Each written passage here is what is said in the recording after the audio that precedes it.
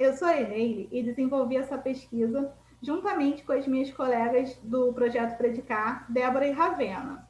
Nós vamos apresentar um panorama dos nossos estudos sobre construções de perspectivação. O nosso projeto Predicar está vinculado ao programa de pós-graduação em Letras Vernáculas da Faculdade de Letras da UFRJ e é coordenado pela professora doutora Márcia dos Santos Machado Vieira.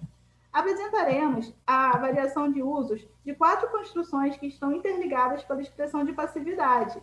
Eu estudo as que estão descritas em 1 e 2, com o pronome ser articulado a um predicador verbal simples ou complexo.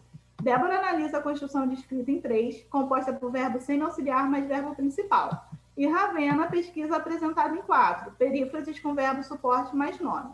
Agora, o que essas 4 construções têm em comum? Elas promovem a perspectivação ou opacificação do participante, que é o responsável pela predicação.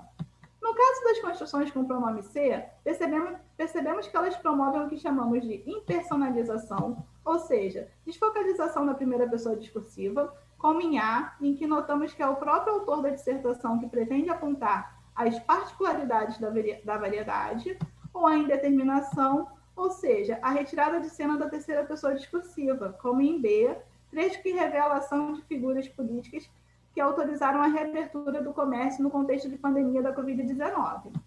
Consideramos a perspectivação assim. De acordo com a forma com que os itens são organizados na sentença, percebemos que o nosso interlocutor, o receptor, é levado a focalizar na ação ou processo apresentado e não em quem o controla. Tentamos demonstrar essa perspectivação, ocasionada pelas construções que estudamos, a partir dessa figura com a balança, em que percebemos a primeira ou a terceira pessoa em um processo de demoção, mais abaixo. Mas e aí? O que isso tem a ver com a expressão de passividade? A voz passiva é, de forma geral, a voz verbal que indica que o sujeito da oração sofre ou recebe determinada ação ao invés de praticá-la.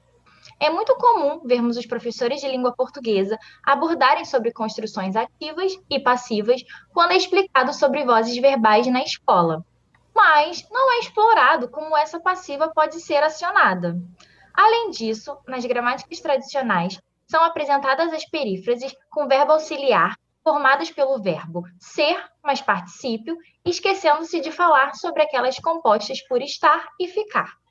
Ou construções com pronome ser, deixando de lado um outro mecanismo muito comum na nossa língua: as construções com verbo suporte. Entretanto, o que seriam essas construções com verbo suporte? Semelhante ao que vemos com as perífrases com verbo auxiliar, nas construções com verbo suporte, nós temos um predicador composto por 2 elementos essenciais. Um elemento verbal, que ajuda na construção de sentido e carrega as famosas marcas de tempo, modo, pessoa e número gramaticais, o que vamos chamar de verbo suporte, e um elemento nominal, que carrega as informações principais sobre o evento que está sendo apresentado. Assim, as construções com verbo suporte são parecidas com as de verbo auxiliar. Só que, em vez de ajudar outro elemento verbal, como no exemplo os verbos suporte se unem no elemento nominal, um adjetivo ou um substantivo, como no exemplo C e D, criando com ele um predicador complexo. Mas, afinal, por que falamos de variação quando tratamos dessas construções? Por mais que elas se diferenciem em relação à sua estrutura, elas tendem a ser acionadas na língua de forma similar. São utilizadas a fim de desfocalizar a entidade responsável por alguma ação, ajudando a dar destaque para quem recebe a ação, ou para a ação em si. Ou seja, mesmo tendo suas diferenças, se configuram como mecanismos para expressar uma perspectiva passiva. Legal, né? Ficou curioso?